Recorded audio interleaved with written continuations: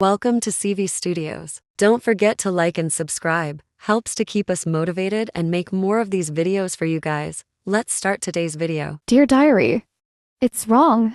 I know it is, but how can something that feels so right be wrong? Today, I saw him again, Jenna's dad. I've been spending more time at their house than I should. The guilt gnaws at me every time I'm there, but I can't stay away. There's this magnetic pull that draws me towards him, and every time I'm near him, I feel like I'm suffocating, overwhelmed by this intense desire. His name is Daniel, and he's everything I shouldn't want.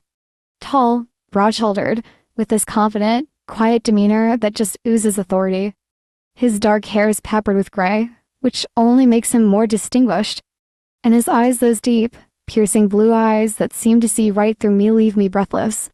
There's something about the way he looks at me, like he's daring me to do something reckless, something that could change everything. It all started a few months ago, during one of my worst health spells. My type 1 diabetes has always been a part of my life, something I learned to live with since I was a kid. The constant monitoring, the insulin shots, the lows and highs, it's a never-ending routine. Most of the time, I manage it. But when I don't, it gets bad, really bad. One night, I was at Jenna's house after a particularly long day. My blood sugar had dropped, and I hadn't noticed until it was too late. By the time I was stumbling through the hallway, feeling lightheaded and shaky, Daniel was there. He caught me before I hit the ground, his strong arms holding me up as I tried to steady myself. "Ella, you okay?" he asked, his voice full of concern. I nodded, my head spinning. "I'm fine, just a low." He didn't say anything, just guided me to the kitchen and handed me a glass of orange juice. I drank it slowly, embarrassed by how weak I felt. When I finally looked up at him, his eyes were soft, full of care. "More than they should have been. You need to be more careful," he said, his voice gentle. "You scared me," and that's when it started. The way he looked at me, it wasn't just concern. It felt deeper, more intense. And I, craving that attention, began to notice him more. Every touch, every glance, every time he asked if I was okay, it all started to feel like something more. Dear Diary, last night, everything changed. Jenna had gone to bed early, exhausted from a long day. My blood sugar had been all over the place, and I felt drained. I was sitting on the couch, staring at the TV, when Daniel walked in. He sat down beside me, his presence comforting as always, and asked if I needed anything. "I'm okay," I said, even though I wasn't. I was tired of feeling weak, tired of my body betraying me. But mostly, I was tired of pretending I didn't want him. We sat there in silence for a while, the tension between us growing with each passing second. I could feel him watching me, the way his gaze lingered on my face, on my lips. My heart started pounding in my chest, and I knew I couldn't keep pretending anymore. "Ella." His voice was soft, almost a whisper. I turned to look at him, and our eyes locked. For a moment, neither of us moved. Then, slowly, I leaned in, my heart racing, and pressed my lips against his. The heat between us grew rapidly, his hands moving with more urgency now. One hand gripped my waist, pulling me closer, while the other traced a slow path up my spine. My skin was on fire, every inch of me aching for more. I could feel his breath growing faster, hotter, as his lips moved down my neck, leaving a trail of kisses that sent shivers through me. My body responded without thought, arching toward him, craving the closeness, the intensity of it all. For a second, he didn't respond. But then, to my surprise, he kissed me back. His hand slid to the back of my neck, pulling me closer, and I felt a rush of warmth flood through me.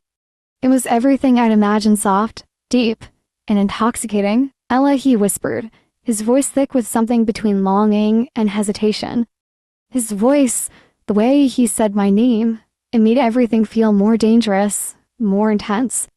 My mind was racing, part of me screaming that we should stop, that this was too far. But another part of me, the part that had been quietly yearning for him for so long, didn't care. I wanted to be reckless. I wanted him. The air between us crackled with tension, with the promise of something neither of us had the strength to stop. His hands tightened on my hips, pulling me even closer, his lips just barely brushing against mine. I could feel the pounding of my heart in my ears, the the world narrowing down to just the two of us, the heat of his body against mine. But then, just as quickly as it started, he pulled away, his breathing uneven, his eyes wide with shock. Ella, we can't do this, he said, his voice strained. I stared at him, my heart still pounding in my chest. Why not?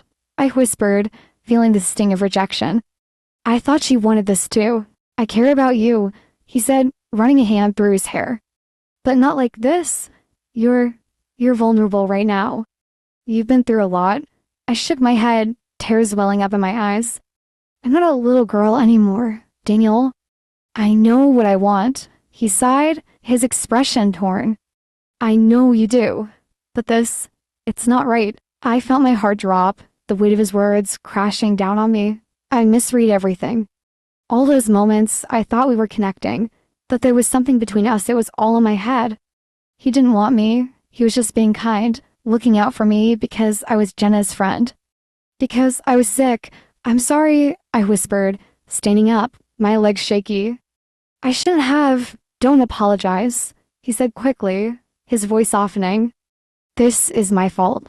I should have been clearer. I nodded, my throat tight with emotion. I'll go to bed. He didn't stop me. He just watched as I walked away, his eyes full of regret.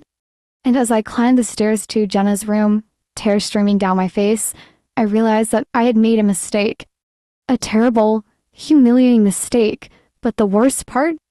Even knowing it was wrong, even knowing he didn't feel the same way, I still wanted him. I still wanted that kiss, that closeness, that feeling of being seen and desired. Because for someone like me, someone who's spent her whole life feeling broken, feeling like her body is betraying her, being wanted by someone like Daniel felt like the one thing that made everything okay. But it wasn't, and never could be.